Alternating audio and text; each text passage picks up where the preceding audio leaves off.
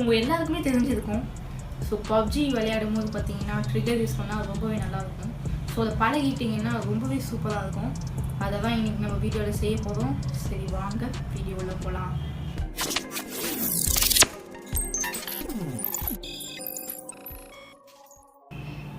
So இதுக்கு வந்து பார்த்தீங்கன்னா 2 பேப்பர் கிளிப் இது மாதிரி எடுத்துக்கோங்க. ஸோ இதுக்கு வந்து பார்த்தீங்கன்னா நான் ஒரு கட்டிங் பிளேட் எடுத்து அதுக்கு இல்லை இப்படி வச்சுருக்கேன். நீங்களும் இப்படி வச்சுக்கோங்க.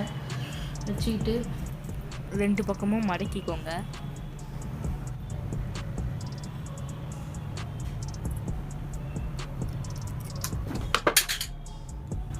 ஸோ இது மாதிரி பண்ணிக்கோங்க நீங்களும். ஸோ இந்த ஓரத்தில் 2 நீட்டிட்டு இருக்குல்ல அதை வெட்டிடுவோம் நம்ம. ஸோ இப்போ பார்த்தீங்கன்னா மேலே இருக்க 2 கம்பியை நான் வெட்டிட்டேன். வெட்டி எடுத்துகிட்டு இப்போது இங்கே ஒரு கம்பி இப்படி வளைஞ்சிருக்குல்ல அது எப்படி ஸ்ட்ரெயிட்டாக மேலே தூக்கிடுவோம். இந்த மாதிரி தூக்கிக்கோங்க. நீங்கள்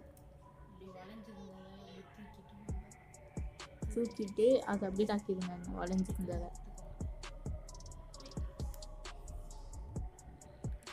ஸ்ட்ரெயிட் தாக்கிட்டு அதை வளைச்சிடலாம்.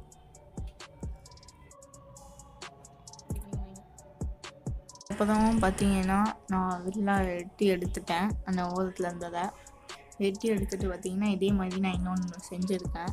ஸோ அது சரியாக வரலை. இதோ பாருங்கள், அது ஒரு மாதிரி வளைஞ்சி கோணல் மானலாம் ஆகிடுச்சு. அது எப்படி வரப்போகுதுன்னு தெரியல, பார்ப்போம். ஸோ அதுக்கப்புறம் பார்த்தீங்கன்னா நான் ஒரு அலுமினியம் ஃபாயில் எடுத்துருக்கேன்.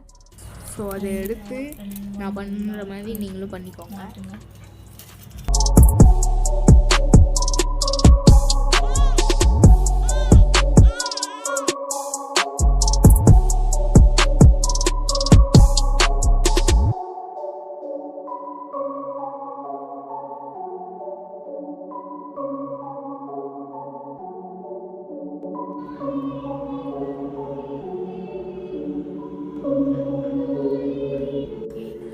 ஸோ உங்களுக்கு என்ன ஆப்ஷன் வேணுமோ அது கொண்டு போய் அங்கே வச்சுக்கோங்க. அந்த L1 R1 பக்கத்தில் இருக்கிற இடத்துல.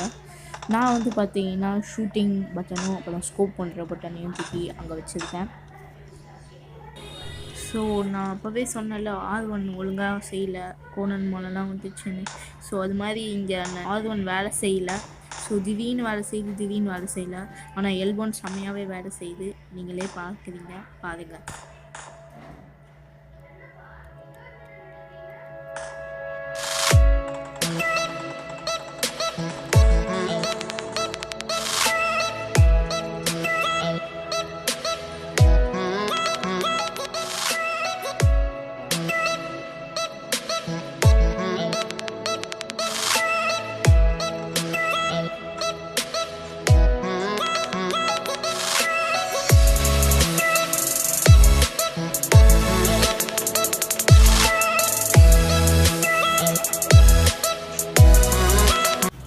ஸோ இந்த வீடியோ பார்த்துருப்பீங்க.